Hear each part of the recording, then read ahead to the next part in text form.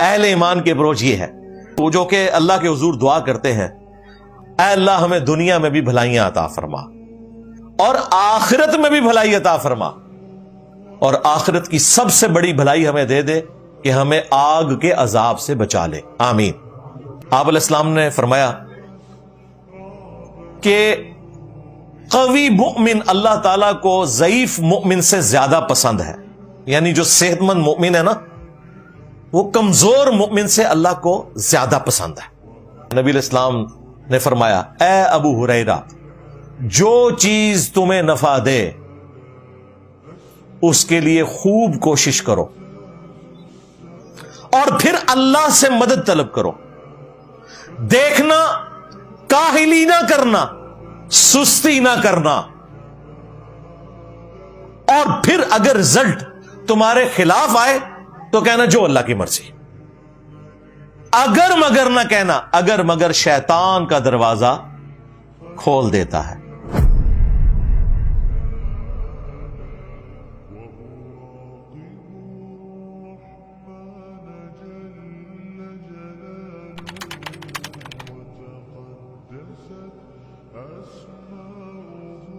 وَمِنَ النَّاسِ، بس لوگوں میں سے ایسے لوگ بھی ہیں، من یقول، جو کہ اللہ کے حضور دعا کرتے ہوئے کہتے ہیں، ربنا آتنا فی الدنیا، کہ اے اللہ ہمیں دنیا ہی میں عطا کر دے، ہوئے ہوئے ہوئے، وما لہ فی الآخرۃ من خلاق، اللہ کا فتویٰ آ رہا ہے، گاڑا فتویٰ، ایسے لوگوں کے لیے آخرت میں کچھ حصہ نہیں ہے جو کہتے ہیں ہمیں دنیا میں سب کچھ دے دے۔ اب اہل ایمان کی اپروچ کیا ہے؟ عام آدمی تو یہ سوچ رہا ہوگا کہ اہل ایمان وہ ہیں جو کہیں گے اے اللہ ہمیں آخرت میں سب کچھ دے، نہ، اہل ایمان کی اپروچ یہ ہے، وَمِنْهُمْ، اور لوگوں میں ایسے بھی ہیں، من یقول، جو کہ اللہ کے حضور دعا کرتے ہیں، ربنا آتنا فی الدنیا حسنہ، اے اللہ ہمیں دنیا میں بھی بھلائیاں عطا فرما، وفی الآخرۃ حسنہ، اور آخرت میں بھی بھلائی عطا فرما، وقنا عذاب النار، اور آخرت کی سب سے بڑی بھلائی ہمیں دے دے کہ ہمیں آگ کے عذاب سے بچا لے، آمین۔ ان لوگوں کے بارے میں پھر اللہ تعالیٰ کیا فرما رہے ہیں؟ اولئک لہم نصیب مما کسبوا، یہ وہ لوگ ہیں جنہیں ان کے اعمال کا اجر ملنے والا ہے، ان کا جو نصیب ہے انہیں ملے گا، جنہوں نے کہا کہ دنیا میں بھی بھلائی اور آخرت میں بھی، اور عذاب جہنم سے اے اللہ میں بچا لینا، واللہ سریع الحساب، اور اللہ تعالیٰ جلد حساب لینے والا ہے، اللہم حاسبنا حسابا یسیرا، اے اللہ ہمارے حساب کو آسان فرمانا، آمین۔ یہ دعا بتا رہی ہے کہ اسلام کتنی ڈائنامک اپروچ دیتا ہے انسان کو کہ دنیا کے لیے بھی محنت کرنی ہے، آخرت کے لیے بھی کرنی ہے۔ بس دنیا میں ہر کام آپ نے کرنے سے پہلے بولین الجبرا والی بات ہے، 0-1 دیکھنا ہے کہ اللہ تعالیٰ نے اس کی اجازت دی ہے یا نہیں دی ہے، تو وہ بھی آپ کے لیے دین ہے۔ رزق حلال کمانا دین ہے، بیوی بچوں کا خرچہ اٹھانا یہ دین ہے، حتیٰ کہ مسلم شریف میں حدیث ہے کوئی شخص سبحان اللہ کہے تو یہ بھی صدقہ ہے، اللہ کے حضور نیکی ہے، الحمدللہ بھی صدقہ ہے، لا الہ الا اللہ بھی صدقہ ہے، راستے سے تکلیف دہ چیز کو دور کرنا بھی صدقہ ہے، تمہارا بیوی بچوں کے منہ میں لقمہ ڈالنا بھی صدقہ ہے، یعنی نیکی ہے، حتیٰ کہ تمہارا بیویوں کے ساتھ تعلق قائم کرنا یہ بھی صدقہ ہے۔ صحابہ کرام کو باقی چیزیں تو ہضم ہو گئی، کہا یا رسول اللہ یہ کیسے صدقہ ہو گیا؟ آپ نے فرمایا اگر تم یہی ضرورت کسی ایسے طریقے سے پوری کرو جو اللہ کے حضور حلال نہیں ہے تو کیا تمہیں گناہ نہیں ہوگا؟ صحابہ نے کہا کہ ہوگا یا رسول اللہ۔ فرمایا تو اس پہ ثواب ہوگا۔ جو ایک خالصتاً حیوانی جذبہ ہے، ایک اینیمل انسٹنکٹ ہے سیکس والی، اسلام نے اس کا ڈسپلن دیا، لیکن بہرحال ایک انسٹنکٹ تو کامن ہے انسانوں میں اور جانوروں میں اپنی ریپروڈکشن کے لیے، لیکن اس پہ بھی ثواب ہے، تو باقی چیزیں تو آپ چھوڑ دیں، ہر چیز پہ ثواب ہے اگر گاڈ اورینٹڈ ہے۔ یہ ہے پھر دنیا حسنہ۔ اسی کانٹیکسٹ میں مسلم شریف میں وہ حدیث بھی ہے کہ دنیا برتنے کی جگہ ہے، سب سے بہترین سرمایہ نیک بیوی ہے۔ برتنا ہے ہم نے دنیا کو، لیکن اس کو اپنے اوپر حاوی نہیں کرنا. رن مرید بھی بن جائے کوئی مسئلہ نہیں ہے، ہاں، لیکن یہ پیری مریدی ایسی ہونی چاہیے جس میں اللہ رسول کے احکام نہ ٹوٹیں. ہاں، اس میں آپ کسی کو اپنا پیر بنا لیں، اپنی بیوی کو بنا لیں، بے شک کوئی مسئلہ نہیں ہے، اللہ رسول کے احکام نہیں ٹوٹنے چاہیے. اصل چیز یہ ہے حاوی نہ ہو آپ کے اوپر کہ آپ حلال اور حرام کی تمیز کو گوا دیں، یہ معاملہ نہیں ہونا چاہیے. تو فی الدنیا حسنہ وفی الآخرۃ حسنہ وقینا عذاب النار. یہ جناب بیسٹ دعا ہے، اپنی ہر نماز میں اس دعا کو مانگا کریں، تشہد میں، سجدوں میں مانگیں. مسلم شریف میں حدیث ہے انسان سجدے میں اپنے رب کے سب سے زیادہ قریب ہوتا ہے. خوب دعائیں مانگا کرو قبولیت کی جگہ. بخاری مسلم میں حدیث ہے کہ تشہد میں جب دروشی پڑھ چکو تو جو چاہو اپنے رب سے مانگو، اس میں یہ دعا مانگے، باقی دعائیں تو ہیں، یہ دعا بھی مانگے. بخاری مسلم میں حدیث ہے، انس بن مالک کہتے ہیں نبی علیہ السلام اور کوئی دعا مانگیں یا نہ مانگیں، ایک دعا آپ ضرور مانگا کرتے تھے، اللہم ربنا آتینا فی الدنیا حسنہ وفی الآخرۃ حسنہ وقینا عذاب النار. قرآن میں ربنا کے ساتھ آیا ہے، بخاری مسلم میں اللہم کے ساتھ آیا ہے. ان دونوں کو آپ جمع کر لیں، اللہم ربنا آتینا فی الدنیا حسنہ وفی الآخرۃ حسنہ وقینا عذاب النار. قرآن میں بھی ایک دعا ایسی ہے جس میں اللہ نے دونوں صیغوں کو جمع کیا ہے، اللہم ربنا انزل علینا مائدۃ من السماء، وہ جو حضرت عیسیٰ علیہ السلام کی دعا ہے، اس میں اللہم ربنا ہے. اسی لیے آپ دیکھیں سنن نسائی میں دعا ہے اللہم اعنی علی ذکرک و شکرک و حسن عبادتک. ابو داؤد ترمذی میں آیا ربی اعنی علی ذکرک و شکرک و حسن عبادتک. تو ربنا اللہم یہ دونوں انٹرچینجبل دعاؤں میں الفاظ آ جاتے ہیں، تو ان دونوں کو جمع کریں، یہ دعا مانگا کریں. اور یہ اتنی کمال کی دعا ہے، اتنی رکت انگیز. ایک حدیث مجھے یاد آئی مسلم شریف میں، انس بن مالک کہتے ہیں نبی علیہ السلام کے ایک صحابی تھے، وہ اتنے بیمار ہوئے کہ ہڈیوں کا پنجر بن گئے. جس طرح کے ایک چڑیا کا نو مولود بچہ ہوتا ہے نا، جس کی صرف ہڈیاں نظر آ رہی ہوتی ہیں، گوشت نہیں ہوتا، یہ اس صحابی کی حالت ہوگی بیماری میں. تو نبی صلی اللہ علیہ وآلہ وسلم اس کی عیادت کے لیے تشریف لے گئے. یہ صحیح مسلم شریف میں ہے، یہ مولانا شریف نہیں ہے، مسلم شریف. مشکات میں بھی آپ کو دوسری جلد میں جامعہ دعاؤں کا بیان، اس میں یہ آپ کو حدیث مل جائے گی، تیسری فصل میں جا کے. نبی صلی اللہ علیہ وآلہ وسلم نے ان سے پوچھا کہ تو اللہ سے کیا مانگتا ہے؟ یعنی حضور کو یہ اندازہ ہو گیا کہ غلطی اس نے کوئی ایسی کی ہے. ان کا یا رسول اللہ میں اللہ سے ایک ہی دعا مانگتا ہوں کہ اے اللہ جو تو نے مجھے آخرت کی زندگی میں عذاب دینا ہے وہ دنیا ہی میں دے لے. بولے اعوذ باللہ تعالی. اب یہ دعا تھی کو کرنے والی. نبی صلی اللہ علیہ وآلہ وسلم نے فرمایا سبحان اللہ، کیا تو دنیا میں یا آخرت کی زندگی میں اللہ کے عذاب کو برداشت کرنے کی طاقت اور ہمت رکھتا ہے جو تو اس قسم کی دعائیں کر رہا ہے؟ اور تجھے تو چاہیے کہ تو دعا کر ربنا آتینا فی الدنیا حسنہ وفی الآخرۃ حسنہ وقینا عذاب النار. اے اللہ دنیا میں بھی بھلائی دے، آخرت میں بھی بھلائی دے. بھائی اللہ سے مانگ رہے ہیں نا، تو کون سی کنجوسی کرنی ہے؟ عذاب والی بات ہی نہ رکھیں. بخاری مسلم میں حدیث ہے میں اپنے بندے کے گمان کے قریب ہوں جیسا میرے بارے میں وہ گمان رکھے. امال بھی کرنے ہیں لیکن گمان پازیٹو رکھنا ہے، آپٹیمسٹک رہنا ہے. ہاں، پیسمسٹک کبھی نہیں ہونا. اللہ سے اچھا گمان رکھنا ہے. ہمارا گمان ہے انشاءاللہ اللہ تعالی ہمیں بغیر حساب و کتاب کے جنت میں داخل کرے گا انشاءاللہ. ہم اللہ سے دعا بھی کرتے ہیں. ہاں، یہ جو دعا ہے نا کہ حساب آسان فرمانا، اس سے مراد یہی ہے. تھوڑا سا سرسری حساب ہونا ہے، اس کے بعد چھوڑ دیا جائے گا. تو وہ حساب ہے جس کو کہتے ہیں کاغذی کاروائی. وہ بغیر حساب و کتاب کے جنت میں جا رہے ہیں. ظاہر ویزا تو لگوانا پڑتا ہے نا، وہ تو لگے گا، لیکن وہ سرسری. ٹھیک ہے ٹھیک ہے ٹھیک ہے، جانے دو اس کو. بس یہ ہے اللہم حاسبنا حسابا یسیرا. آمین. تو نبی علیہ السلام نے کہا تو دنیا اور آخرت میں بھلائیاں مانگ، تو اپنے رب سے یہ کیوں کہہ رہا ہے؟ آپ دیکھیں اس صحابی نے بھی ایک قسم کی صوفیانہ اپروچ اڈاپٹ کی کہ اللہ آخرت میں جو عذاب دینا ہے دنیا میں دے لے.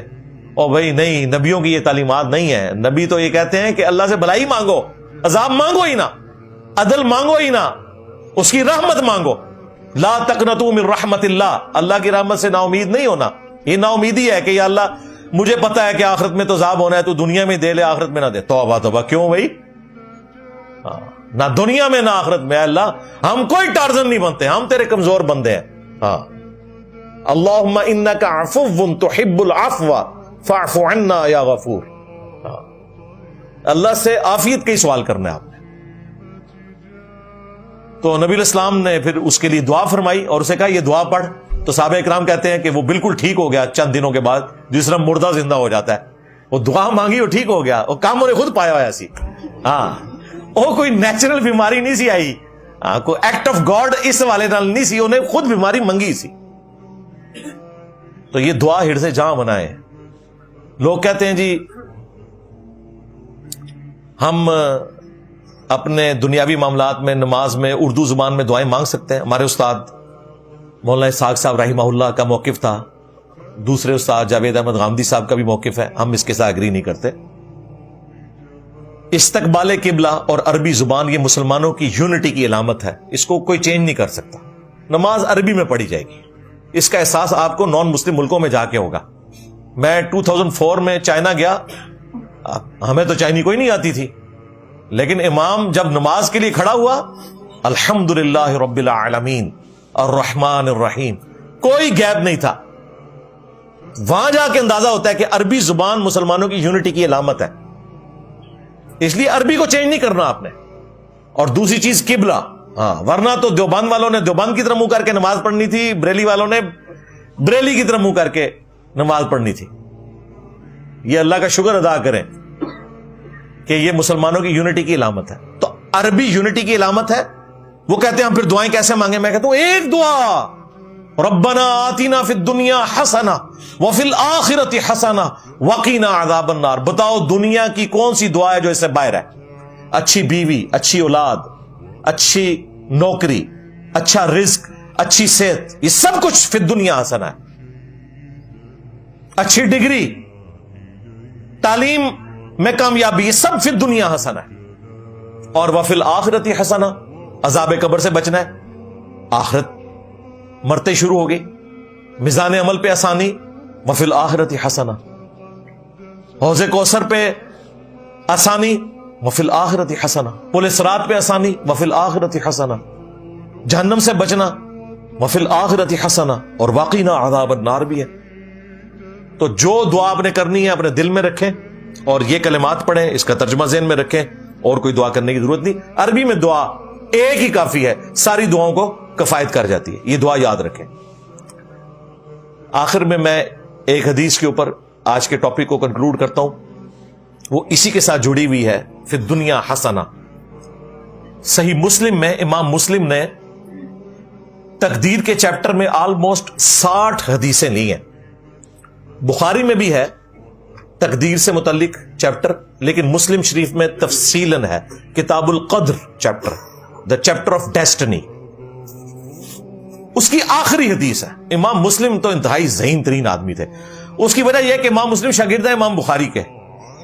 اسی لیے بخاری شریف میں جو آپ کو کمزوریاں نظر آتی ہیں نا، خامیاں نہیں، کمزوریاں، وہ مسلم شریف میں نظر نہیں آتی، کیونکہ ان کے سامنے بخاری شریف کا ایک پیٹرن تھا، انہوں نے اس میں ویلیو ایڈیشن کی.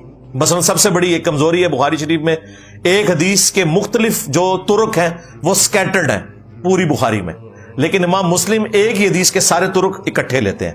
اگر انہوں نے پہلی حدیث لی ہے نا مولا علی علیہ السلام سے کہ جس نے میری طرف جھوٹ منسوب کیا وہ اپنا مقام جہنم میں دیکھ لے، تو اس حدیث کو امام بخاری نے بھی لیا، لیکن بہت بعد میں جا کے امام مسلم نے اس حدیث کو حضرت علی سے لیا، مغیرہ ابن شعبہ سے، ابو ہریرہ سے، انس ابن مالک سے، جابر بن عبداللہ سے، عبداللہ ابن عباس سے، 6-7 صحابہ سے لیا اور ساری حدیثیں اکٹھی لکھی.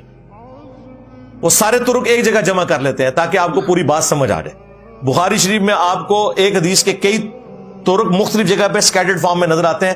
اب سافٹ ویئر کی وجہ سے میں تو ڈھونڈ لیتا ہوں، میں وہ الفاظ ڈالتا ہوں کہ یہ حدیث اور کہاں ہے. ابھی یہ دارالاسلام نے جو بخاری پرنٹ کی ہے نا، اس میں ہر حدیث کے آگے انہوں نے ڈبے میں نمبر ڈالے ہوتے ہیں کہ یہ حدیث ایک اور طریق سے فلاں نمبر پہ بھی آئی ہوئی ہے، اور نمبروں میں آپس میں 2-3 ہزار کا بھی فرق ہوتا ہے۔ امام مسلم نے یہ کام نہیں کیا، انہوں نے سارے طرق ایک جگہ جمع کیے، یہ ویلیو ایڈیشن کی ہے۔ کتاب القدر چیپٹر کی امام مسلم نے آخری حدیث لی، نبی صلی اللہ علیہ وآلہ وسلم نے ارشاد فرمایا، حضرت ابو ہریرہ رضی اللہ تعالیٰ عنہ اس کے راوی ہیں، آپ علیہ السلام نے فرمایا کہ قوی مؤمن اللہ تعالیٰ کو ضعیف مؤمن سے زیادہ پسند ہے، یعنی جو صحت مند مؤمن ہے نا، وہ کمزور مؤمن سے اللہ کو زیادہ پسند ہے۔ کیوں؟ ظاہر ہے طاقتور ہوگا تو دین کو پرفارم کر سکے گا، جہاد قتال کر سکے گا، دین پہ چلنا اس کے لیے آسان ہوگا۔ اگر صحت ہی نہیں اجازت دے گی تو اس نے کام آگے سے کیا کرنا ہے؟ قوی مؤمن اللہ تبارک و تعالیٰ کو کمزور مؤمن سے بڑھ کر عزیز ہے۔ پھر حضرت ابو ہریرہ ساتھ کہتے ہیں، نبی علیہ السلام نے فرمایا، اے ابو ہریرہ، جو چیز تمہیں نفع دے اس کے لیے خوب کوشش کرو، اور پھر اللہ سے مدد طلب کرو۔ دیکھنا، کاہلی نہ کرنا، سستی نہ کرنا، اور پھر اگر رزلٹ تمہارے خلاف آئے تو کہنا جو اللہ کی مرضی۔ اگر مگر نہ کہنا، اگر مگر شیطان کا دروازہ کھول دیتا ہے۔ یہ پوری حدیث ہے۔ اب دیکھیں نبی علیہ السلام نے کیا کہا کہ جو بھی چیز تمہیں نفع دے دنیا اور آخرت میں، اس کے لیے کوشش کرنی ہے۔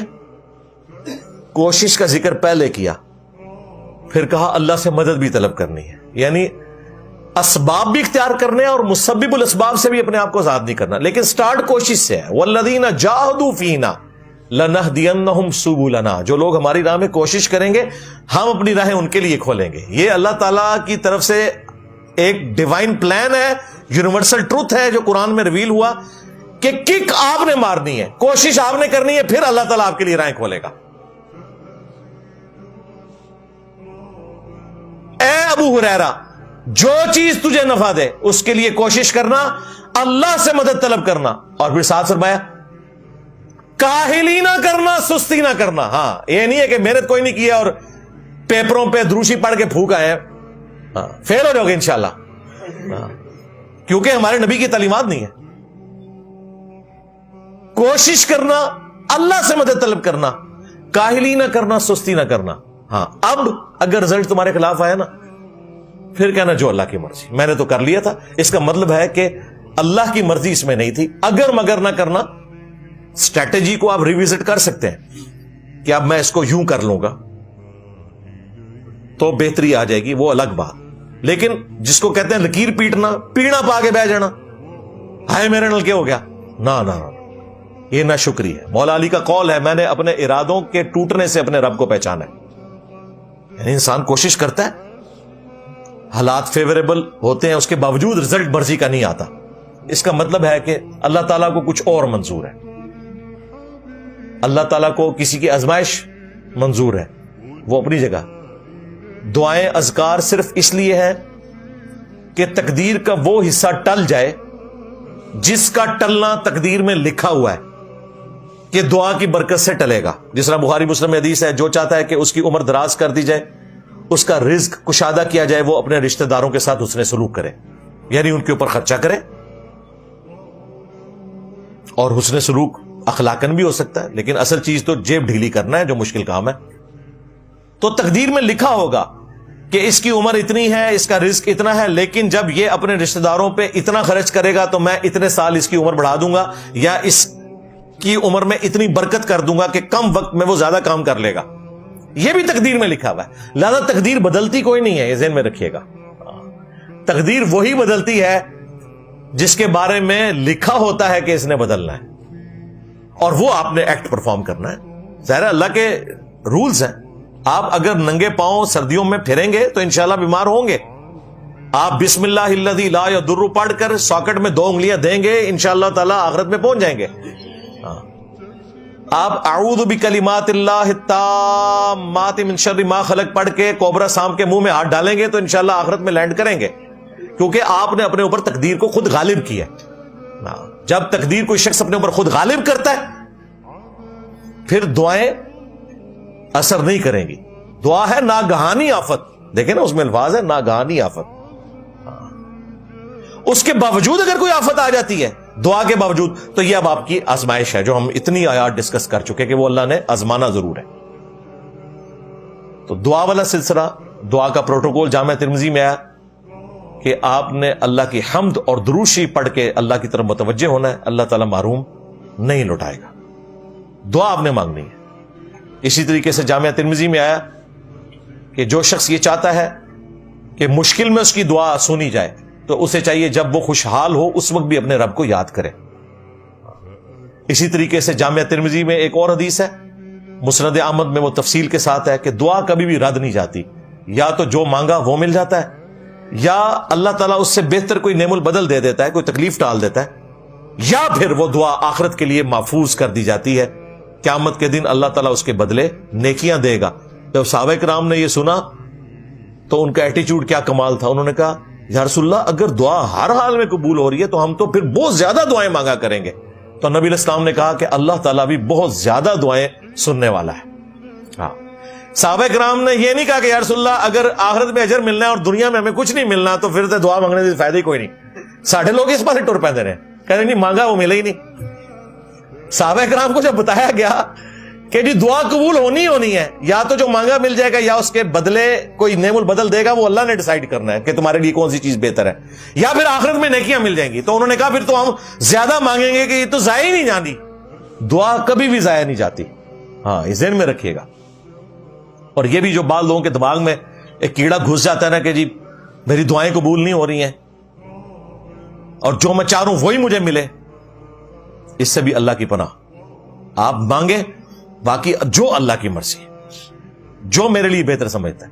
دعا استخارہ جو بخاری میں آئی ہے وہ بھی تو یہی ہے نا کہ اللہ سے مشورہ کرتے ہیں اور اس کے بعد اللہ پہ چھوڑتے ہیں کہ اللہ اگر یہ معاملہ میرے لیے, یہ چیز میری دین دنیا معیشت کے اعتبار سے بہتر ہے تو میرے لیے کر دے, ادروائز مجھے اس سے دور کر دے, اس کو مجھ سے دور کر دے اور مجھے اپنی رضا پہ راضی کر دے. یہ دعا آپ نے کرنی ہے, اللہ کی رضا پہ راضی رہنا ہے. سورۃ البقرہ میں آیا کہ بسا اوقات کسی چیز سے تم محبت کرتے ہو, پسند کرتے ہو اور اس میں تمہارے لیے شر چھپا ہوتا ہے, اور بسا اوقات کسی چیز میں تم اپنے لیے شر سمجھ رہے ہو, اس میں تمہارے لیے خیر چھپی ہوتی ہے. اسپیسیفکلی تو یہ جہاد اور قتال کے بارے میں آیا, لیکن یہ ایکسٹراپولیٹ ہو کے دنیا کی ایک حقیقت ہے. دنیا میں ہر انسان کی زندگی میں ایسے لمحات آتے ہیں کہ وہ کہتا ہے کہ یار یہ جو میرے ساتھ ہو گیا میری تو زندگی برباد ہو گئی, اور کئی سالوں کے بعد وہ کہتا ہے کہ وہ جو میرے ساتھ ہوا تھا نا, شکر ہے کہ میرے ساتھ وہ ہو گیا تھا, ورنہ آج میں اس مقام پہ نہ پہنچتا.